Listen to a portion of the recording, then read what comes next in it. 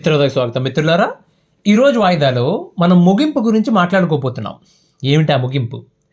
498A ఐపీసీలో 498A, బిఎన్ఎస్లో 85 ఈ judgement day అండి.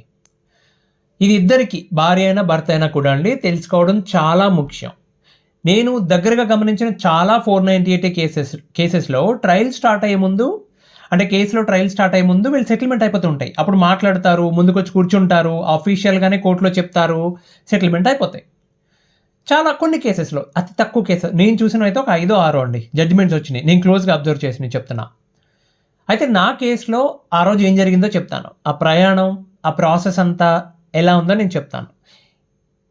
నేను చాలాసార్లు చెప్పానండి నా కేసు ఏంటనేది. నేను 498తో పాటు ఒక సెషన్స్ కేసు సెక్షన్ కూడా యాడ్ చేసేసారు, కాబట్టి అది సెషన్స్ కేసు అయి కూర్చుంది. దాంట్లో ట్రయల్కి వేశారు, వచ్చారు ఒకళ్ళిద్దరు ముగ్గురు నలుగురు 14 మంది విట్నెస్లు, సాక్షులు. సరే, వాళ్ళు చెప్పిన వాళ్ళు వచ్చి విట్నెస్ చెప్పారు, వాళ్ళ క్రాస్ ఎగ్జామినేషన్స్ అన్నీ అయ్యాయి. తర్వాత అఫీషియల్గా ఎవిడెన్స్ అనేది క్లోజ్ చేసేసారు. అది క్లోజ్ అయ్యాక ఏముంటుంది నెక్స్ట్? ఆర్గ్యుమెంట్స్కి వేసేసారు. ఆర్గ్యుమెంట్స్ పేరు చెప్పి పీపీ గారు ఎంత ఏడిపించారంటే నిజంగా, అంటే ఎలా ఉండేదంటే ఆయనతో నేను చెప్పేస్తానండి, ఇవాళ చెప్తానండి అనేవాడు, రేపు చెప్తానండి అనేవాడు, లేదు. చివరికి 6 వాయిదాల తర్వాత, ఎన్నాళ్ళ తర్వాత ఒకసారి జడ్జి గారికి విసిగొచ్చింది. ఆయన అన్నారు, అట్లా కాదండి, వాళ్ళందరూ వస్తున్నారు కదా ఇక్కడికి, మీరు చెప్తా అన్నారని. ఇవాళ సోమవారం కదా, ఇవాళ చెప్పకపోతే నెక్స్ట్ వీక్ చేద్దాం, మీరు మళ్ళీ బుధవారం ఉంటే వాళ్ళ పనులన్నీ మానుకోవాలి కదా అన్నారు. ఆయనే అన్నారంటే చూడండి మీరు ఎంత ఎంత దారుణంగా ఉన్నారు. సరే, మేము వెళ్ళటం, ఆయన ఏదో కారణం చెప్పడం, మళ్ళీ వాయిదా అడగటం. అయితే చివరికి ఒక రోజు చెప్తానని ఒప్పుకున్నారు. ఆర్గ్యుమెంట్స్ ఇవాళ చెప్పేస్తానని చెప్పి పాస్ అవుట్ తీసుకున్నారు. మధ్యాహ్నం 2 గంటలకి ఎప్పుడో చెప్తా అన్నారు. Okay, good. ఆ ఆర్గ్యుమెంట్ చెప్పే ముందు జడ్జి గారు మళ్ళీ నన్ను ముందుకు పిలిచి మ్యాటర్ సెటిల్ చేసుకుంటారా అని అడిగారు. సరే, నేను చెప్పేది ఏదో చెప్పాను, మన స్టాండర్డ్ ఆన్సర్ ఉంటుంది కదా, అది చెప్పాను. ఇంత దూరం వచ్చాక కష్టం కదండి, మనం మళ్ళీ నమ్మలేనండి, నేను నమ్మేటంత ధైర్యం సరిపోవట్లేదు నాకు అని చెప్పి, ఓకే సరే చెప్పండి ఆర్గ్యుమెంట్స్ అన్నారు.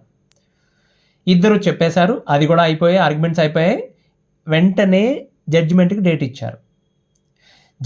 డేట్ ఇస్తూ ఇంకో మాట చెప్పారు, ఏంటంటే అక్యూజ్డ్ లిస్ట్లో ఉన్న ప్రతి ఒక్కరు, అంటే మేమన్నమాట, అందరూ ఎట్టి పరిస్థితుల్లోని కోర్టుకు రావాలి జడ్జిమెంట్ రోజునాడు. ఏం లేదు, రాకపోతే జడ్జిమెంట్ ఇవ్వరు, సింపుల్, మళ్ళీ పోస్ట్పోన్ చేసి ఇంకో డేట్ ఇస్తారు. అప్పటి వరకు నాది చెప్పాను కదా, కొంచెం సివియర్ సెక్షన్స్ ఉండటం వల్ల ఎవ్రీ వీక్ వేసేవారు. ఆర్గ్యుమెంట్స్ అయిపోయిన తర్వాత జడ్జిమెంట్కి మాత్రం 3 వారాలు టైం ఇచ్చారండి. సరే, జడ్జిమెంట్కి మనం భయపడేది ఏముంది, గాడిది గుడ్డు. ఎందుకంటే క్రాస్ ఎగ్జామినేషన్ చూసాం, తర్వాత ఆర్గ్యుమెంట్ చూసాం, చాలా చక్కగా వచ్చాయి, సూపర్ కాన్ఫిడెంట్గా ఉన్నాను నేను. ఇంకో 10 రోజుల్లో జడ్జిమెంట్ ఉందనగా అండి మా అడ్వకేట్ కాల్ చేశారు. ఆయన నార్మల్గా కాల్ చేసి, ఉదయ్ గారు ఏం చేస్తున్నారండి, బాగున్నారు, ఆఫీస్కి వెళ్ళారు అన్నీ అడిగేసి, టికెట్స్ అయితే తీసేసుకున్నారు కదండి, రెడీ కదా అంతా, ఓకే ఓకే ఓకే సార్, అంతా ఓకే సార్, మేము వచ్చేస్తున్నాం, ఓకే. ఆ తర్వాత ఒక మాట చెప్పారు, ఎందుకంటే ఊరినే కాల్ చేయరు ఆయన, ఏదో పని ఉంటే తప్ప. అవతల వాళ్ళు మాకు అసలే హోమ్ డిపార్ట్మెంట్, అదే హోమ్ మినిస్టర్ తెలుసు, మాకు ఆవకాయ మినిస్టర్ వీళ్ళందరూ తెలుసు అని చెప్తున్నారు కదండి.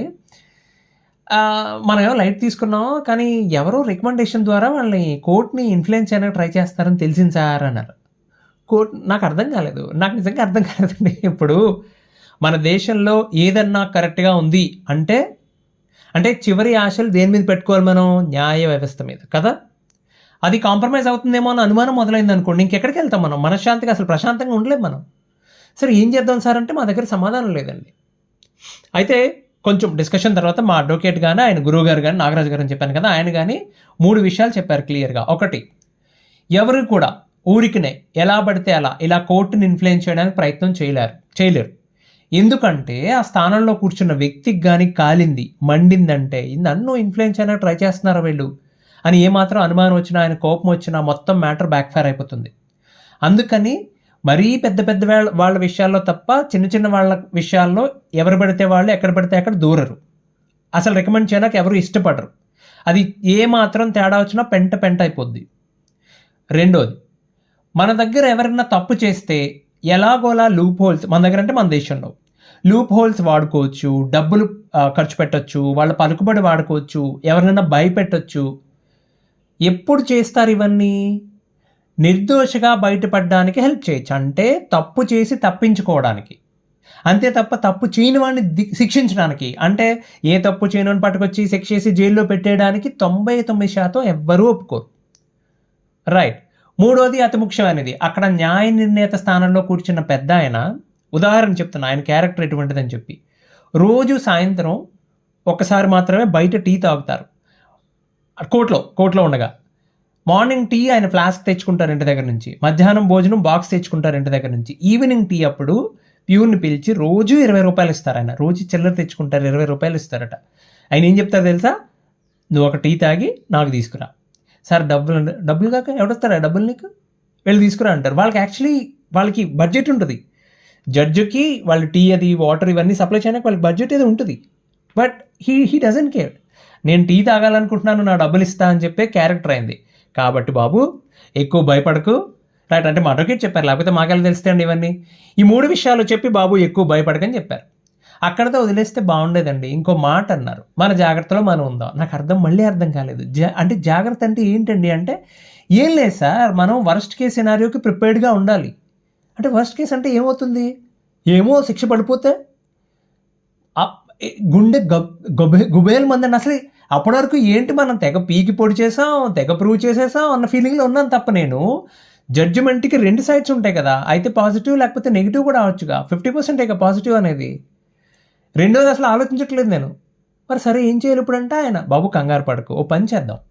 ఒకవేళ అంటే నేను అడిగా క్లియర్గా, వర్స్ట్ కేస్ అంటే ఏంటండి, మనకి వ్యతిరేకంగా కనుక వస్తే ఓకే వెంటనే బెయిల్ ఇస్తారు, అలాగే హైకోర్టుకి అప్పీల్ చేసుకోవడానికి టైం కూడా ఇస్తారు. కాబట్టి ఈ బెయిల్ ఇచ్చినప్పుడు కండిషన్స్ పెడతారు, అలాగే పూచీకత్తు షూరిటీస్ అంటారు కదా, ఇవన్నీ అడుగుతారు. మనం రెడీ చేసుకుని ఉన్నాం అనుకో ఆ టైంకి, రైట్, మనకి ఏ ప్రాబ్లం ఉండదు.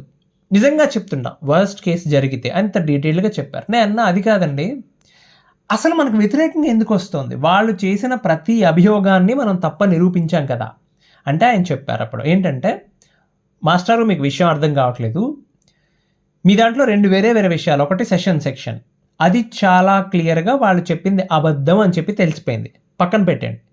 రెండోది 498A, అందులో చాలా అభియోగాలు తప్పని తెలిసాయి, కొన్ని అసలు జరగలేదని చెప్పి ప్రూవ్ అయిపోయాయి. కానీ కొన్ని విషయాలు అసలు ఎప్పుడూ జరగనివి, వాళ్ళు పెట్టి ఏదో ఊహించుకుని పెట్టినవి, సాక్ష్యాలు ఉండవు కదా జరగని వాటికి. ఇప్పుడు మీ పేరెంట్స్ ఉన్నారండి, వాళ్ళ మీద వేసిన అలిగేషన్స్కి అసలు అలిగేషన్సే సరిగ్గా లేవు, ఎవిడెన్స్ సంగతి తర్వాత వాళ్ళకి చాలా క్లీన్ చిట్ దొరుకుతుంది, అది గ్యారంటీగా చెప్పగలం. కానీ మీ పరిస్థితి ఏంటి? ఇప్పుడు శిక్ష అంటే అదేదో పెద్దదని కాదండి, ఇక్కడ మనకి జరగరాంది ఆర్ మనకి తెలియంది ఇంటర్నల్గా ఏదో జరిగిందే అనుకుందామండి. వర్స్ట్ కేసులో సడన్గా మోరల్ పనిష్మెంట్ అని చెప్పి ఒక 3 నెలలు వేశారనుకోండి, మనం రెడీగా లేకపోతే ఇబ్బంది పడిపోతాం కదండి అన్నారు. సరే బెయిల్కి కావాల్సిన ఏర్పాట్లు రెడీగా చేసి పెడతా అని చెప్పారండి. అక్కడ మొదలైందండి టెన్షన్. సరే ఇంకో 2 రోజుల్లో జడ్జిమెంట్ ఉందనగా నేను టెన్షన్ పడుతూనే ఉన్నా. మా అడ్వకేట్ చెప్పారు, మీరు రెడీ అయ్యారండి, మీరేం టెన్షన్ పడద్దు, ఒకవేళ మీరు టెన్షన్ పడ్డా మీ పేరెంట్స్కి తెలియనివద్దని చెప్పారు. ఇంకో పాయింట్ ఏం చెప్పారంటే, వచ్చేటప్పుడు ఏమండి ఒక జత బట్టలు, చెప్పులు, బ్రేక్ఫాస్ట్ అంటున్నాను నేను బ్రష్ ఈవెన్ ఈ పేస్ట్ ఇవన్నీ ఉంటాయి కదా, సోపు, మీరు వాడే షాంపూ, లేకపోతే మీ మెడిసిన్ ఏమైనా ఉంటే అన్నీ దగ్గర పెట్టుకోండి అని చెప్పారు. మీకు ఆయన భయపెట్టడానికి చెప్పలేదండి, ఆయన అన్ని కేసెస్ చూస్తారు కాబట్టి మోరల్ పనిష్మెంట్ అంటే ఏంటో, అవతల పక్క వాళ్ళు కాంప్రమైజ్ అయితే పరిస్థితి ఎలా ఉంటుందో ఆయనకి తెలుసు కాబట్టి ఒక బాధ్యత కలిగిన అడ్వకేట్గా ప్రవర్తించారు. భయపెట్టదలుచుకుంటే నా దగ్గర డబ్బులు తీసుకునేవారు ఆయన ఏమీ అడగల. ఆయన చెప్పింది ఏంటంటే, ఇవన్నీ రెడీగా పెట్టుకో బాబు, దాంతోపాటు కొంచెం క్యాష్ నీ దగ్గర పెట్టుకో అవసరం అయితే వాడిది, కానీ మీకు చెప్పాల్సిన అవసరం లేదు. ఎందుకు, ఒకవేళ మనం అనుకునేది ఏదైనా జరిగి బెయిల్ ఇవ్వకపోతే ఏంటి పరిస్థితి, అన్నీ రెడీ చేసుకుని రమ్మని చెప్పారండి. ఇమాజిన్ రేపు జడ్జిమెంట్ ఉందనగా అవతల పక్క వాళ్ళు ఇన్ఫ్లుయెన్స్ చేస్తున్నారని ఒక అనుమానం నాటుకున్నాక మన మానసిక స్థితి ఎలా ఉంటుందో అని చెప్పి, ఆ ముందు రోజు నేను హైదరాబాద్ నుంచి బయలుదేరే ముందు ఆఫీస్కి నేను ఒక 8 రోజులు, అంటే ఈ 2 రోజులు, ఈ 7 మొత్తం 9 రోజులు, ఆ వారం మొత్తం సెలవు పెట్టేశానండి. సేఫ్ సైడ్ సెలవు పెట్టేశా. అలాగే మా మేనేజర్కి ఒక ఈమెయిల్ డ్రాఫ్ట్ చేసి చెప్పాను, మా సిబ్లింగ్కి, తనకి చెప్పి పెట్టాను, వస్తే నేను ఒకవేళ చెప్తా విషయం ఏదైనా ఉంటే you may need to send that email అని చెప్పి. ఓకే, ఇప్పుడు రేపు జడ్జిమెంట్ అనగా ముందు రోజు రాత్రి కల్లోలంగా ఉంటుందండి. సార్ మీరు భయపెడుతున్నారని మీరు అనుకోవచ్చు, మీకు ఎవరికైనా అనిపించవచ్చు మీరు భయపెడుతున్నారని. నేను నిజంగా చెప్తున్నా, ఖచ్చితంగా భయం వేస్తుంది. అది ఎంత చిన్న కేసు అయినా సరే ఆలోచన అంతా దాని మీదే ఉంటుంది, రైట్? రక్ష రక్ష జగన్మాత అని చెప్పి అమ్మవారి నామం జపిస్తూ కూర్చున్నా ముందు రోజు రాత్రి అంతా ఇదే పని. ఓకే, సో నేను అదే చెప్తున్నా, తప్పు అని నిరూపించడమే కష్టం. నువ్వు తప్పు చేయలేదని చెప్పి ప్రూవ్ చేసుకోవాలి, ఎంత కష్టం చూసుకో. సో రావాల్సిన రోజు వచ్చిందండి, జడ్జిమెంట్ డే వచ్చింది. ఆ రోజు బ్రేక్ఫాస్ట్ ఎక్కలేదు. నేను తినకపోతే మా వాళ్ళకి డౌట్ వస్తుంది, ఏదో తిన్నాను అనిపించి లేచిపోయాను అక్కడి నుంచి. సో మా అడ్వకేట్ కాల్ చేశారు, మేము స్టార్ట్ అవుతున్నామండి, మీరు వెళ్ళిపోండి, మరీ అర్లీగా వెళ్ళొద్దు, ఎగ్జాక్ట్గా 10:15కి వెళ్ళండి కోర్టుకి, అవతల వాళ్ళు చాలామంది వస్తారు, మీకు తెలిసిందే కదా, పెద్ద మోకది, తలకి వాళ్ళతో పడలే, మనం 10:15కి వెళ్ళేటట్టు వెళ్ళండి అని చెప్పారు. వీలైతే ఆగండి, మేము కూడా వస్తామని చెప్పారు. సో మేము బయలుదేరామండి, కోర్టుకి వెళ్ళిపోయాం. అక్కడ పోలీస్ స్టేషన్ నుంచి ఎప్పుడు ఒకరే వస్తారు మా దగ్గర సైన్ తీసుకోవడానికి, నా దగ్గర సిగ్నేచర్ తీసుకొని ఒక కానిస్టేబుల్. ఆ రోజు ఏంటో ఆ స్టేషన్ నుంచి ఇద్దరు వచ్చారు. నాకు అన్ని అనుమానాలే, ఇదేంటిది ఇద్దరు ఎందుకు వచ్చారు ఆయన అడిగేసాను కూడా నేను, ఏదో వేరే కేసు పని మీద వచ్చారట. సరే పలకరించారు, అయింది, బాగానే ఉంది, అక్కడ నిలబడ్డా అండి. నాకు ఇంకా గుర్తుందని బాబు, ఆ రోజు మీకు తెలిసే ఉంటుంది కదా, వేసవకాలం వెళ్ళి వర్షాకాలం వచ్చే టైంలో, ఆ జూన్ నాట్ ఎగ్జాక్ట్లీ జూలై టైంలో దారుణమైన ఒక్కపోతుంటుంది మాకు, అంటే గోదావరి జిల్లాలో. ఎగ్జాక్ట్గా 10:20 ఆ టైంకి, 10:25 ఆ టైంకి మా అడ్వకేట్ వచ్చారు, ఇద్దరు వచ్చారు, మా మూర్తి గారు వచ్చారు, నాగరాజు గారు వచ్చారు. వచ్చి ఆయన నాగరాజు గారు నవ్వుతారు, ఏం పర్లేదమ్మా అంటారు, కానీ మూర్తి గారికి ఉంది, బాగా ఉంది టెన్షన్ ఆయనకి. ఉదయ్ గారు ఏం పర్లేదు అని చెప్పేసి లోపలికి వెళ్ళారు. సో ఇలా జడ్జిమెంట్ ఉన్నప్పుడు అండి, ముందు రోజు కానీ లేకపోతే ముందు వచ్చే ఆదివారం కానీ జడ్జి గారు డిక్టేట్ చేస్తారట. మరి ఆబ్వియస్లీ జడ్జిమెంట్ కాపీ డిక్టేట్ చేయాలి కదా, చేస్తే ఒక అసిస్టెంట్ టైప్ చేస్తారు అదంతా. సో అందువల్ల ఏం చేస్తారంటే, మనకు తెలిసిందే కదా, మన సమాజం అత్యుత్సాహం, గుసగుసలు రకరకాలు. సో జడ్జిమెంట్ రోజు ఉదయం ఖచ్చితంగా ఇలా అని తెలియకపోయినా కనీసం ఒక హింట్ అయితే బయటకు వచ్చేస్తుంది, ఎవరి సైడ్ ఉందో జడ్జిమెంట్ అని చెప్పి. మా దాంట్లో అది కూడా రాలేదండి. కారణం ఏంటంటే, నేను టైప్ చేసుకుంటానా అన్నారట ఆయన, స్వయంగా జడ్జి గారే టైప్ చేసుకొని సీల్ కవర్లో పెట్టారట. ఇదేం టెన్షన్ రా బాబు అనిపించింది. సో బయట తెలిసే అవకాశం లేదు. ఇవన్నీ మాట్లాడుకుంటూ ఉంటే మన మైండ్ ఏమవుతుందండి, అసలు ఎందుకు అలా చేశారు, ఆయన ఎందుకు టైప్ చేశారు, ఈ రకరకాల ఆలోచనలు అనమాట. సరిగ్గా 10:35కి పిలిచారండి, అమ్మయ్య జరగని ఏదో ఒకటి అవుతుందని చెప్పి లోపలికి వెళ్ళిపోయాం. లోపలికి వెళ్తే ఏం చేయాలి, వచ్చారా అందరూ వచ్చారా అని కనుక్కున్నారు. రైట్, అక్యూజ్డ్ అందరూ వచ్చాం, రైట్, పాస్ అవర్, మళ్ళీ పిలుస్తామని చెప్పారు. అదేంటది అని చెప్తే, ఏం లేదు, నార్మల్లీ బయటకు వచ్చి మా అడ్వకేట్ చెప్పారు, కంగారు పడకండి, నార్మల్ ఇది, జడ్జిమెంట్ ఉన్నప్పుడు అలా వెంటనే ఇచ్చారు, అందరూ వచ్చారు లేదా కనుక్కుంటారు, అక్కడ అవతల పక్కన పీపీ, ఇవతల పక్కన మీ అడ్వకేట్ అందరూ ఉండాలి, అండ్ దెన్ అందరూ ఉన్న తర్వాత మోస్ట్లీ లంచ్ బ్రేక్ టైంలో ఇస్తారు జడ్జిమెంట్. సో వెయిట్ చేయాల్సిందే అంతవరకు. బాబోయ్, ఓకే, ఇదంతా పక్కన పెడితే అండి, అవతల పక్కన వాళ్ళు ఏంటో, వాళ్ళ మెంటాలిటీ ఏంటో, దాన్ని ఏంటంటారు, ఎక్కడెక్కడ లేనోళ్ళు మనకే తగులుతారు అంటే జయప్రకాష్ రెడ్డి డైలాగ్ ఉంటుంది. ఆ పిల్ల తండ్రి అండి, అతని బుద్ధిని వర్ణించాలంటే, ఆడపిల్ల కన్నా తల్లిదండ్రులు ఎంత సెన్సిబుల్గా ఉంటారని, అంటే అందరూ అలా ఉండరు, బట్ అంటే ఇట్లాంటి వాళ్ళు ఏరు ఎంచుకున్నట్టు, నిద్రగన్నేరు చెట్టు మొదట్లో పడుకుని నిద్రపోతున్న మొండి పొడపంలాగా ఈజీ మనీ అంటే ఎంత మక్కువో ప్రేమ అనమాట. అతను ఏం చేశాడు తెలుసా, ఆ రోజు ఆ వెయిట్ చేస్తున్న టైం అంతా, దాదాపు లంచ్ బ్రేక్ అంటే 3 గంటలు పైగానే, ఇయర్ ఫోన్స్ పెట్టుకుని అక్కడ బాల్కనీలో, ఆ కోర్టు బాల్కనీలో అటు ఇటు స్టెప్స్ వేసేవాడు అతను, నన్ను చూస్తూ.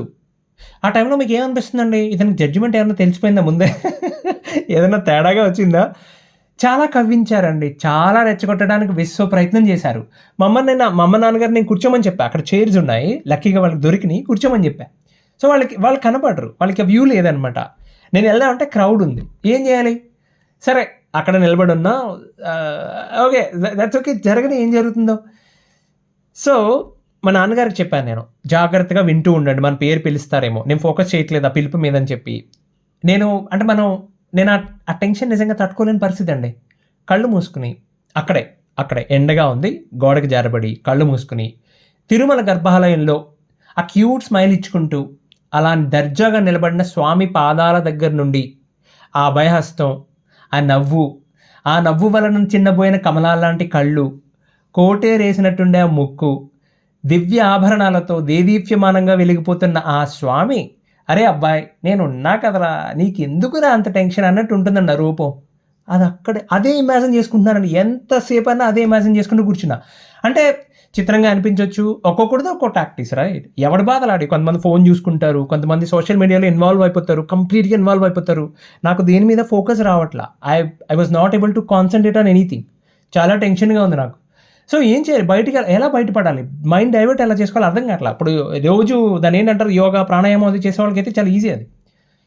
సో నిజంగా అటు చేస్తూ నిలబడ్డా అండి, 1 గంట అయింది, ఇంకా పెళ్ళటం లేదు, నిజంగా ఓపిక నశించిపోతుంది. అప్పుడు ఎవరినో పంపి ఏదో ఫైల్ తెమ్మని చెప్పారండి, అంటే మన జాతకం ఉన్న సీల్డ్ కవర్ అనమాట. లంచ్ బ్రేక్ అరగంట లేట్ అయింది, పైగా 1:30కి పిలిచారు లోపలికి. మమ్మల్ని పిలిచి ఐడెంటిటీ అడిగారు అందరినీ. ఓకే, మా ఆధార్ కార్డులు చెక్ చేశారు. సరే, పేర్లు పిలిచి కన్ఫర్మ్ చేసుకుని ఆయన నార్మల్గా జడ్జి ఆయనకి అలవాటట ఒక 2 లైన్లు చదివి వినిపిస్తారట. ఓకే, ఏమీ చదివి వినిపించలేదు. నా వైపు చూసి మీ మీద వేసిన కేసు కొట్టేశామండి, మీరు వెళ్ళిపోవచ్చు అన్నారు చాలా సాఫ్ట్గా. నేను అటు ఇటు చూస్తూ నిలబడ్డా, నాకు అర్థం కాదు. ఆయన చిన్నగా నవ్వి మీరు వెళ్ళిపోవచ్చండి అంటున్నారు. ఓకే, సరే, నాకు వెంటనే ఆ సీట్లో వెంకీ కూర్చున్నట్టే అనిపించిందండి. ఎంత నిర్మలంగా ఉందంటే ఆయన నవ్వు, ఆయన హాయిగా నవ్వినట్టుంది. 2 చేతులు పైకెత్తి దండం పెట్టా, పైకి లిటరల్లీ పైకెత్తి 2 చేతులు దండం పెట్టా. సో బయటకు వచ్చి మాలో మేము మాట్లాడుకుంటున్నాం, వీవర్ లైక్ ఓకే, హ్యాపీగా ఉన్నాం, మాట్లాడుకుంటున్నాం. ఇంతలో మా అడ్వకేట్ ఆయన ఎంత అలర్ట్గా ఉన్నారంటే కిందకి వెళ్ళిపోయి అప్పటికే టక్ మనిషిని పంపించి మా కార్ రెడీ చేసామని చెప్పి స్టార్ట్ చేసి రెడీగా పెట్టమని చెప్పారు. మమ్మల్ని పిలిచి ఉదయ్ గారు మీకు అర్థం కావట్లేదండి, అవతల పక్క వాళ్ళు బాగా తేడా అని బాబు, ఏదో గొడవ పెట్టుకుని ట్రై చేస్తారు, అస్సలు మంచిది కాదు, ఇక్కడ ఉండటం అస్సలు మంచిది కాదు, తర్వాత మాట్లాడుకుందాం ఫోన్లో, మనం ఏమున్నా కానీ మీరు బయలుదేరిపోండి. నేను వాళ్ళ కాళ్ళకి నమస్కారం పెట్టి మా గురువుగారికి మూర్తి గారికి ఇద్దరికి దండం పెట్టి కార్ ఎక్కి వెళ్ళిపోయాము. అటు నుంచి హైదరాబాద్ వచ్చామంటే వచ్చి రాగానే ముందు తిరుపతి స్టార్ట్ అయ్యి అదే రోజు వచ్చిన రోజు నాటే మధ్యాహ్నం ఏదో ఉంది, సో టికెట్ తీసేసుకొని నేను మా ఫ్రెండ్ ఒక తీసుకుని వెళ్ళిపోయాను. సో దర్శనానికి వెళ్ళిపోయాం. తిరుమల నుంచి ఇంటికి వచ్చిన తర్వాత ఒక రోజుకి కాపీ రిలీజ్ చేశారండి, జడ్జిమెంట్ కాపీ రిలీజ్ చేశారు. అందులో చాలా క్లియర్గా ఫాల్స్ అలిగేషన్ అని ఉంది, చాలా వాటికి ఫాల్స్ అలిగేషన్. అలాగే వాళ్ళు ఏమంత ఈజీగా ఊరుకోలేదండి, అది పట్టుకుని డిస్ట్రిక్ట్ పీపీ దగ్గరికి వెళ్ళారట. దీని మీద మేము అప్పీల్కి వెళ్దాం అనుకుంటున్నామని ఆ కేస్ షీట్ జడ్జిమెంట్ అంతా చదివి ఆయన డిస్ట్రిక్ట్ పీపీ చెప్పిన సమాధానం, మీరు ఏమీ చేయలేరండి, ఎందుకంటే అక్కడ జడ్జిమెంట్ ఇచ్చాను ఆయన మేక్ కొట్టినట్టు ఇచ్చాడు, మీరు ఎన్ని వాయిదాలు అడిగినా ఇచ్చారు, మీరు ఏ పిటిషన్ పెట్టినా ఏ ఎవిడెన్స్ సబ్మిట్ చేసినా కాదనలేని చెప్పలేదు, ప్రతి దానికి ఒప్పుకున్నారు. ఇప్పుడు ఏం చెప్పి హైకోర్టుకి వెళ్తారు, ఒకవేళ మీరు వెళ్ళినా అక్కడ కూడా ఓడిపోతారు, ఓడిపోయాక వీళ్ళు ఊరుకుంటారా, ఏ పరువు నష్టం దావా వేస్తారని చెప్పాడు ఆయన. అప్పుడు చల్లబడ్డారు వాళ్ళు. ఆ కేసులో జడ్జిమెంట్ని బేస్ చేసుకుని తర్వాత ఇమీడియట్ నెక్స్ట్ వీక్లో ఆర్సీఆర్ కొట్టేశారు. ఆర్సీఆర్ కొట్టేసిన వారానికి నేను చెప్పాను కదా మెయింటెనెన్స్ కేసు కూడా కొట్టేశారు. 3 వారాలు 3 జడ్జిమెంట్లు. ఇదండి నా కేసులో జరిగిందని. భయపెట్టడానికో ఇంకేదో చేయడానికి చెప్పట్లేదు. నేను ఎగ్జామ్ రాసిన తర్వాత నువ్వు బాగా రాసినా రాయకపోయినా సరే రిజల్ట్ అంటే టెన్షన్ ఉంటుంది కదా, అలానే ఉందండి. చాలా సింపుల్ ప్రాసెస్ అండి, రైట్? మీరు ఏం చేసినా సరే ఆ టెన్షన్ ఖచ్చితంగా ఉంటుంది. ఇది నా కేసు కదా. ఇంకో కేసులో ఆ కేసులో భర్తకి 1 సంవత్సరం పాటు శిక్ష చేశారు. ఆయన కన్నీళ్ళు పెట్టుకున్నాడు. శిక్ష పడిందని తెలిసిన వెంటనే they're not ready with the bail and all. వాళ్ళకి తెలియదు, అసలు ఏమాత్రం తెలియదు. బెయిల్ అంటే రెడీగా ఉన్నారట, పూచీకత్తులు ఏదో మాట్లాడుకున్నారట, వాళ్ళు రాలా టైంకి. అఫ్కోర్స్ వాళ్ళకి అప్పటికప్పుడు కూర్చోబెట్టి జడ్జి గారిని రిక్వెస్ట్ చేసుకుని ఏదో చేసుకున్నారు, సాయంత్రం వరకు టైం అడిగి ఏదో చేసుకున్నారు, జైలుకి పంపించొద్దు అది ఇది అని చెప్పి ఏదో చేశారు మొత్తానికి. బట్ అక్కడ విచిత్రమైన విషయం ఏంటంటే భర్తతో పాటు ఆయన కేసు వేసిన వైఫ్ ఆవిడ ఏడ్ చేసింది బోర్న. ఎవరో అన్నారు, నువ్వు వేసిన కేసు వల్లే కదమ్మా అతనికి శిక్ష పడింది, నువ్వెందుకు ఏడుస్తున్నావు అంటే, ఇంత దూరం వస్తుందని తెలియదండి నాకు, కేసు వద్దన్నాను నేనని చెప్పి ఏడిపావిడ. ఆ కేసులో బ్యాక్గ్రౌండ్ ఏంటనుకున్నారు, ఒకరోజు అతను బాగా తాగి ఆ బియర్ బాటిల్తో ఆమె తల మీద కొడితే ఆవిడ గట్టిగా దెబ్బ తగిలి కళ్ళు తిరిగి పడిపోయిందట.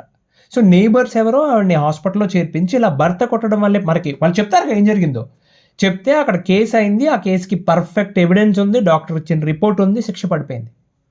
కానీ ఆవిడకి ఇష్టం లేదు. విచిత్రమైన విషయం మీరు చూడండి. నిజం చెప్పండి, మీ కోపంలో ఉందనుకుంటారు కానీ భార్యకు కానీ భర్తకు కానీ విడిపోతున్న వాళ్ళకి కూడా చివరికి డివోర్స్ ఇచ్చుకునే రోజు కూడా అండి వాళ్ళకి ఏదో జరిగిపోతే రైట్ విడిపోవడం, వాళ్ళకి చిన్న చిన్న అవమానాలు ఇదంతా ఫైన్ అండి. పెద్ద పెద్ద శిక్షలు పడిపోతే వాళ్ళకి ఏదో ప్రాణం మీదకి వచ్చింది, లేకపోతే ఇలా జైలు శిక్ష పడిందంటే ఎవరికన్నా హ్యాపీగా ఉంటుందా? ఎవరికీ ఉండదండి, రైట్? అంటే ఒకళ్ళొకళ్ళు లేపేద్దాం స్కెచ్లు వేసుకునే వాళ్ళ సంగతి కాదు, నేను సాధారణ భార్యాభర్తల గురించి చెప్తున్నా. ఎవ్వరికీ ఇష్టం ఉండదు, పైకి చెప్పకపోయినా చాలా బాధపడతారు. ఎవ్వరు కేసెస్ ఫైల్ చేసేటప్పుడు కాన్సిక్వెన్సెస్ ఆలోచించట్లేదు, అంటే పరిణామాలు ఏంటని ఆలోచించరండి ఫైల్ చేసినప్పుడు. కానీ సెటిల్మెంట్ అప్పుడు కానీ నీతి ఏంటంటే ఏముంటుందండి, కూర్చుని మాట్లాడుకుని తేల్చుకోండి. ఎవ్వరు వద్దు, మీ ఇద్దరే మాట్లాడుకోండి, సెటిల్ చేసుకోండి, కలిసి ఉంటారో విడిపోతారో మీ ఇష్టం. కానీ ఇలాంటి దిక్కుమాలిన ముగింపులు వద్దు. బంధాన్ని ముగించేద్దాం అనుకున్నప్పుడు చాలా బ్యూటిఫుల్గా ముగించేయాలి. మళ్ళీ ఎక్కడన్నా కనబడితే ఒక నవ్వుకుని కనీసం హాయ్ చెప్పుకునేంత బ్యూటిఫుల్గా ముగించాలి. ఆలోచించండి.